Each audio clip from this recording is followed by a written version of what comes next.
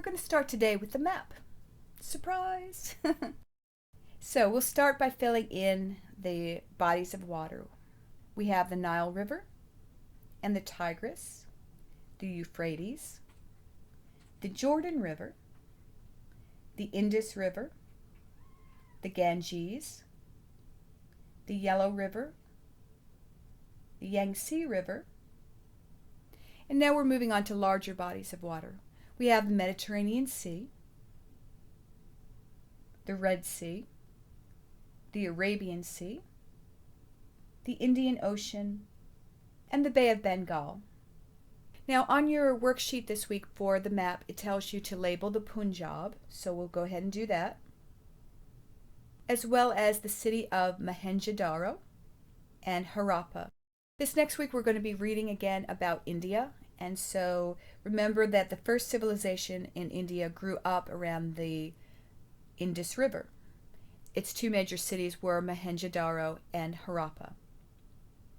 This week we're going to be reading about another section of India, and we'll go ahead and label Magadha there. And then it asks you to extend the borders of Magadha and add the Nanda Empire. So let's go ahead and do that. Now notice that at the bottom it says Egypt, Mesopotamia, Harappa, and Shang China. Remember at the beginning of the year we talked about that there were several early civilizations that grew up around certain rivers. And so what this map is asking you to do is to go ahead and color in those areas.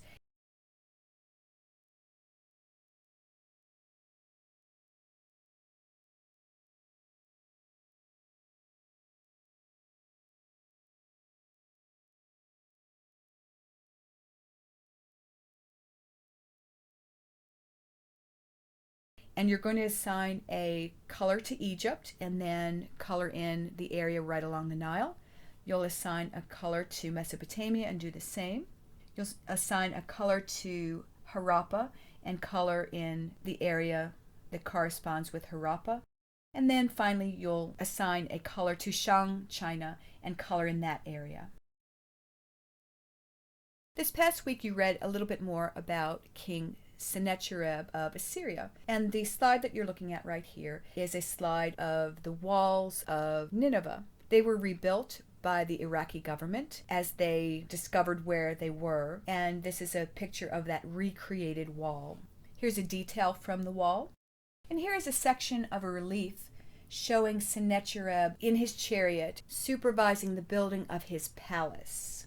So remember that when Sennacherib's father, Sargon II, was killed in 705 BC. Sennacherib inherited the Assyrian throne. His father's capital had been in a city called Khorsabad, and when Sennacherib inherited the throne, he almost immediately moved the capital to Nineveh. This slide shows a brick that was uncovered when they were excavating Nineveh, and in cuneiform, one of the inscriptions says that Sennacherib had them build a palace of ivory, of ebony, of boxwood, of cedar and cypress and spruce, and that he called the palace a palace without rival, that he was building for his royal home. Sennacherib's palace was excavated in 1847, and here we see a picture of the ruins of Sennacherib's palace. This slide shows what archaeologists have named the Cylinder of Sennacherib, and on it he calls himself the great king, the strong king, the king of Assyria, the unrivaled king, a pious shepherd who reveres the great gods, a guardian of truth who loves justice, renders assistance, goes to the aid of the weak, and strives after good deeds, a perfect man, a virile warrior, foremost of all rulers, the one who controls the insubmissive, and the one who strikes enemies with lightning. And remember that when we were talking about Mesopotamian kings, we said that it was important for them to be seen by their people as a good shepherd, but also as a strong warrior. And so on this seal, Sennacherib is telling his people, I'm both. I'm a good shepherd, I've got it good with the gods, and I'm also the one who smites my enemies. On the slide here you see a portion of the annals of Sennacherib. And on it, Sennacherib had his triumphs recorded. One of the significant things that he mentions on his annals is when he did his campaign into Judah in 701 BC. Remember that King Hezekiah had rebelled against Assyrian control, and Sennacherib invaded Judah in order to restore his hold on the territory. In the text recorded on this particular cylinder, Sennacherib says that, "As for Hezekiah the Jew, who did not submit to my yoke, 46 of his strong cities, as well as the small cities in their neighborhood, which were without number, I leveled with battering rams. And by bringing siege engines, I besieged and I took these cities. And people great and small, male and female, horses, mules, camels, cattle, sheep without number, I brought away from them, and I counted as spoil." And then in another section of the Annals, it says that he brought them back to Nineveh, his royal city, to pay tribute and to accept servitude from the people of Judah. When Sennacherib returned to Nineveh, he had his artisans create a relief showing his assault on the city gates of Lachish. And on this relief you can see Hebrew soldiers trying to defend a tower. Here is one of the siege engines that they used, probably a battering ram there. Notice that it is knocking down a wall. And in this section of the relief, we see Sennacherib himself seated on a kind of throne, and he's overseeing the battle. In this slide, you see the remains of the siege wall that the Assyrians built when they were attacking the city of Lachish. And remember that when Sennacherib returned home, that two of his older sons killed him. And here we see a copy of the Annals of Esarhaddon, his son. The Annals of Esarhaddon explain that two of his brothers went mad, and whatever was wicked against gods and men they did, and they plotted evil. They drew the sword in the midst of Nineveh, godlessly, to exercise the kingship against each other. They rushed like young steers. Esarhaddon goes on to say that when he heard the news that his father had died, that he was full of woe, and that he tore his princely robe. He records that he chased his brothers, and that as he advanced with his military campaign against them, that they deserted their own armies, and they fled, and at that point he had no idea where they went. This past week we also read about Hezekiah's son Manasseh. The slide that you're looking at right now shows a picture of the ruins of Babylon. And the reason that I am associating that with King Manasseh is because at one point, if you recall, he was taken as a prisoner to the city of Babylon. He was later released, but he did spend some time in Babylon as a prisoner. 2 Kings chapter 21 says, Manasseh was 12 years old when he became king, and he reigned in Jerusalem 55 years. His mother's name was Hephzibah. He did evil in the eyes of the Lord, following the detestable practices of the nations the Lord had driven out before the Israelites. He rebuilt the high places his father Hezekiah had destroyed. He also erected altars to Baal and made an Asherah pole, as Ahab king of Israel had done. He bowed down to all the starry hosts, and he worshipped them. He built altars in the temple of the Lord, of which the Lord had said, "In Jerusalem I will put my name." In the 2 courts of the temple of the Lord he built altars to all the starry hosts. He sacrificed his own son in the fire. He practiced divination, sought omens, and consulted mediums and spiritists. He did much evil in the eyes of the Lord, arousing his anger. He took the carved Asherah pole that he had made, and he put it in the temple. And you can see where he was even more depraved than many of the kings before him. Other kings had allowed or even participated in Baal worship and Asherah worship, but they hadn't dared to put altars to the other gods in the temple of the Lord, and that's exactly what King Manasseh did. He violated the temple of God by setting up altars to other gods. Here we see a copy of a cylinder seal, and the inscription says that it belonged to Manasseh, the son of the king. Notice that it has the same iconography that we saw on Hezekiah's seal. It has the winged, in this case it's a scarab rather than a winged sun, but it means the same thing. Remember that the winged sun or the winged scarab represented kingly authority, and so that's why Manasseh would have wanted to have that on his royal seal. In this next slide you see a jar handle, and archaeologists have found many of these jar handles.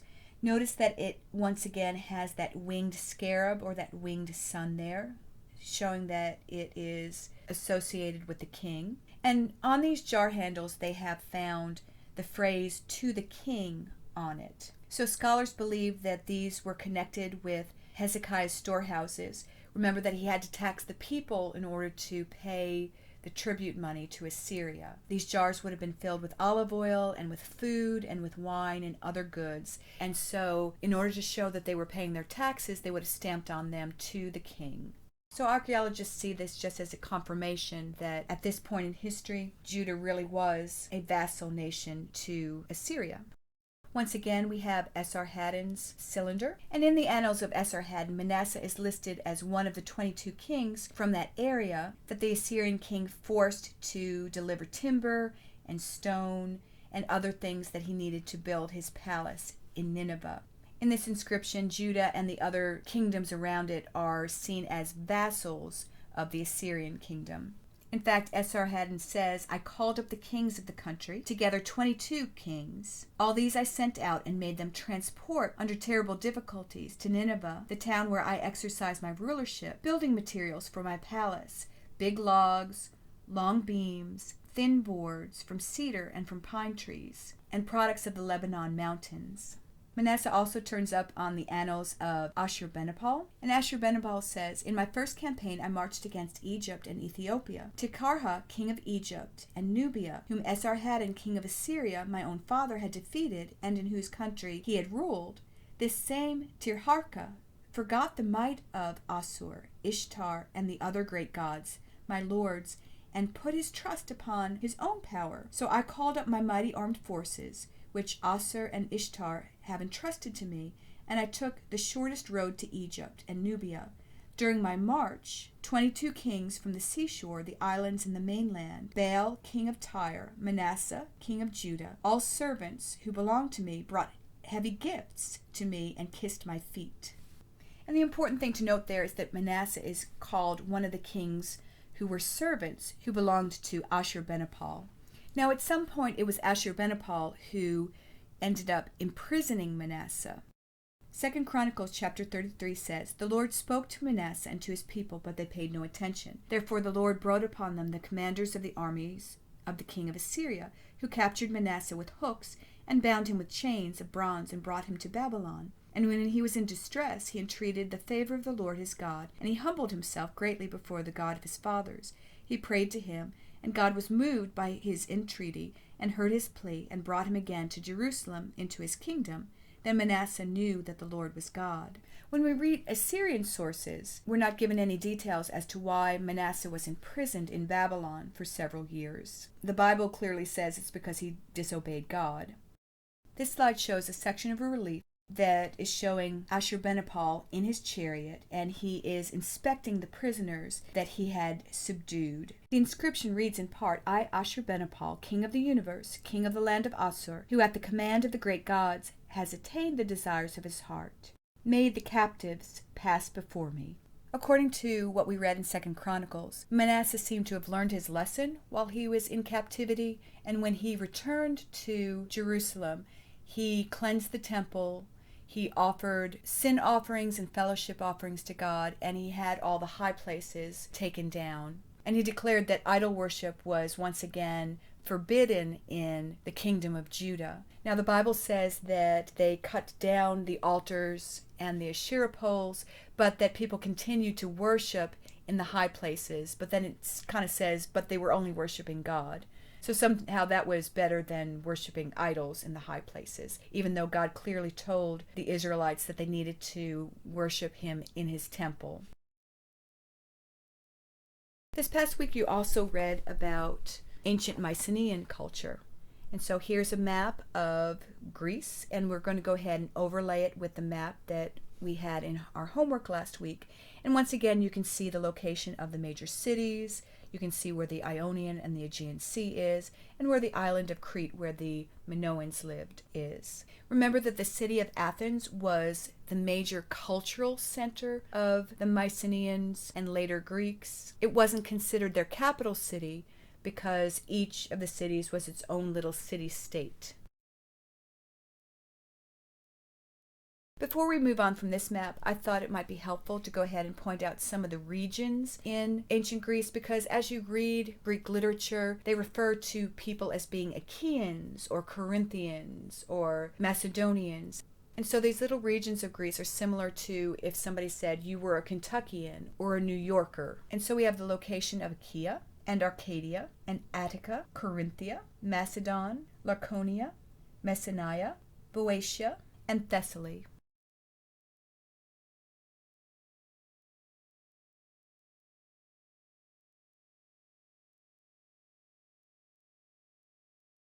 Remember from last week we read that excavations on the mainland of Mycenean cities revealed a society that was dominated by a warrior culture. Rather than delicate palaces, the Myceneans built massive fortifications. And so here we have a slide showing an excavation of one of those castles/palaces that the Myceneans made.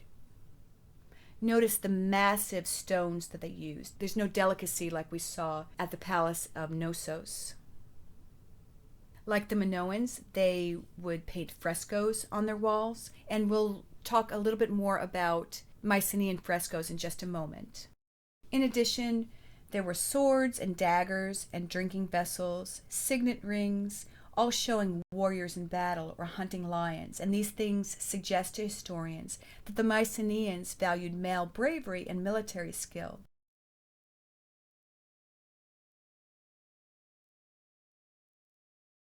The vast amount of gold items found in excavation suggests that the Mycenaeans not only liked luxury items, but also traded extensively, since gold is not found easily in that part of Greece. Here we have some death masks made of gold. This is an example of a Mycenean fresco. Notice that the colors aren't as bright and cheerful as the ones that we saw that were left behind by the Minoans. Here's another example of a Mycenean fresco. And rather than celebrating the ocean like the Minoans, the Mycenaeans celebrated male valor and war.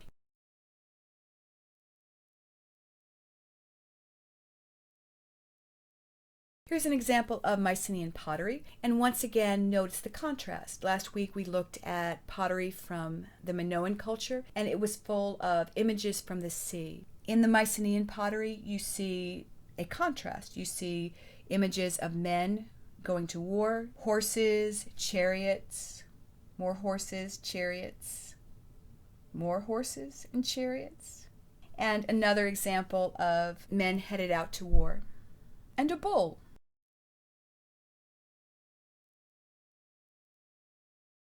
Like the Minoans, the Mycenaeans did have a form of writing. Remember that the Minoans had a very early form of writing that archaeologists have not been able to decipher, that they named Linear A. And the Mycenaeans pick up with what we call Linear B.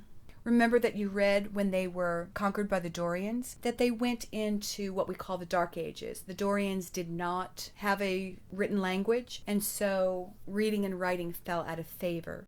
During those 300 years that we call the Greek Dark Age, that there still was a form of literature, but it was oral. And so many of the oral stories changed and morphed through the years and were eventually written down.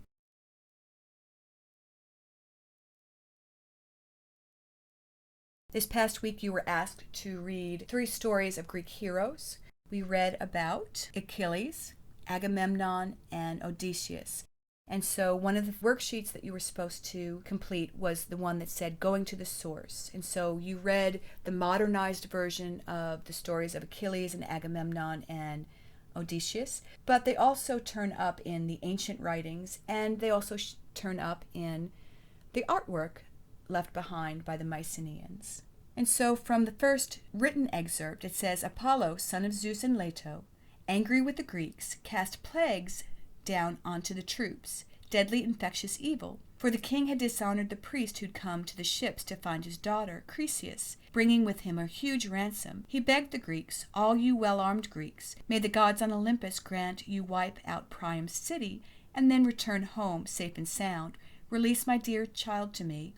Take this ransom, honor Apollo, far-shooting son of Zeus.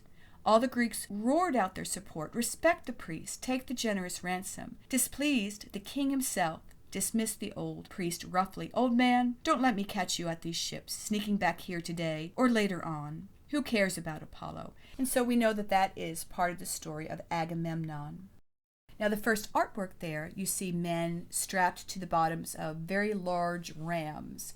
That would be the story of Odysseus. The second excerpt starts, "So you ask me the name I am known by, Cyclops? I'll tell you, No Man. That's my name, No Man. So my mother and father call me, and my friends." We know that that is also from the story of Odysseus. And the second piece of artwork shows a warrior with an arrow sticking out of his heel. We know that comes from the story of Achilles.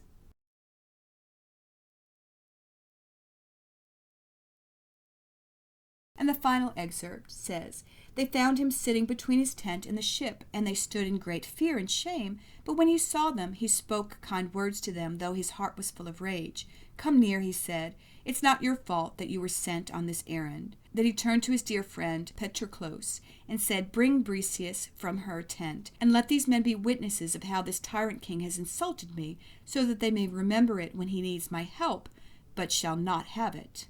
We know that that's from the story of Achilles.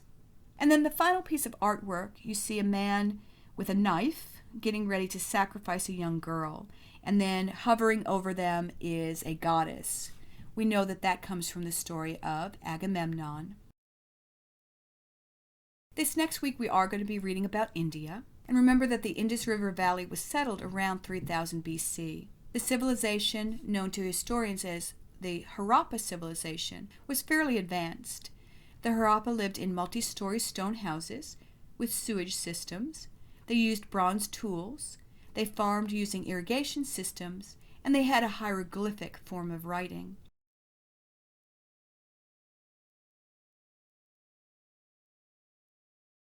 Around 1500 BC, the area was invaded by Aryans.